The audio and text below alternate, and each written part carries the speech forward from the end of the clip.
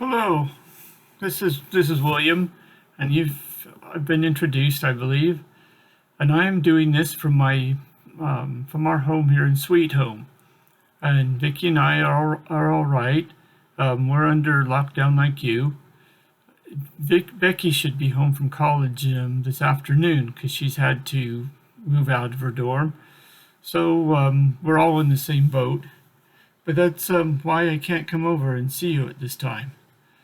But as many of you remember, Vicky and I and my family were in Chad for years, for about 20 years, translating portions of the Bible into the Ndam language. And we've been back for about 7 years now. We've heard that the Ndam project has been resumed as some colleagues of ours have started doing recording Bible portions in the Ndam language. But I thought that was pretty much it for us. But it's in August 2014, a friend asked me to join his Old Testament project in an Asian language. And so I set up and started doing that for 2 days a week while I worked for 3 days a week for a livestock grazing business. And that put me back into the software and into the scriptures, especially into Hebrew in the Old Testament. So, but it turned out that my boss's sister is an officer with Pioneer Bible Translators. So they had a need for translation consultants, and my experience was valuable to them. So I candidated last year, and in November I joined Pioneer Bible Translators, and I'm working my way through the process. Soon I will become a translation consultant trainee. I've been taking seminary courses online for the past few years, and I'm now in the middle of my 4th level Hebrew course with Dulwich Theological Seminary. And we're studying in Psalms right now, and that's been very rich. As part of the process, was going to do some more training with our field ministries officer at his base in northern Italy. But you can imagine that's been suspended for the time being. He would still like to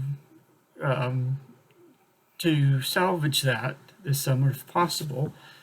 And we would go from there in August to East Africa to participate in a Psalms translation workshop with 3 languages in that area. So that's still a possibility.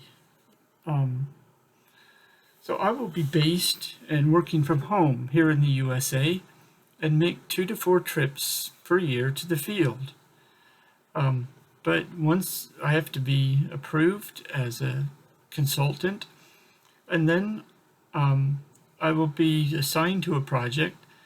And once I've established a working relationship with the translation team of that project, who will be nationals, I can do most of the checking through software that we use and on an internet connection. And I'm really impressed with how that has come of age and how effective that is. It wasn't like that when we were doing it. And these people have internet connections. So a translation consultant is another pair of eyes who review the translation draft for accuracy and clarity. And having some experience, having done it before myself, I have a better idea of what I'm looking for and what I'm looking at. All of our work in Chad was reviewed and checked by consultants, so I've been on the receiving end of this process. I am pleased that some of the potential projects are in the neighborhood of Chad and in languages that are not unfamiliar to us. At the moment, I'm working through preparation process, which includes support raising.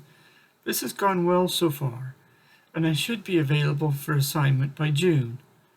We are under confinement, but I continue to study and prepare effectively from home. Again, I wish I were there, but it's best not to go there under the circumstances.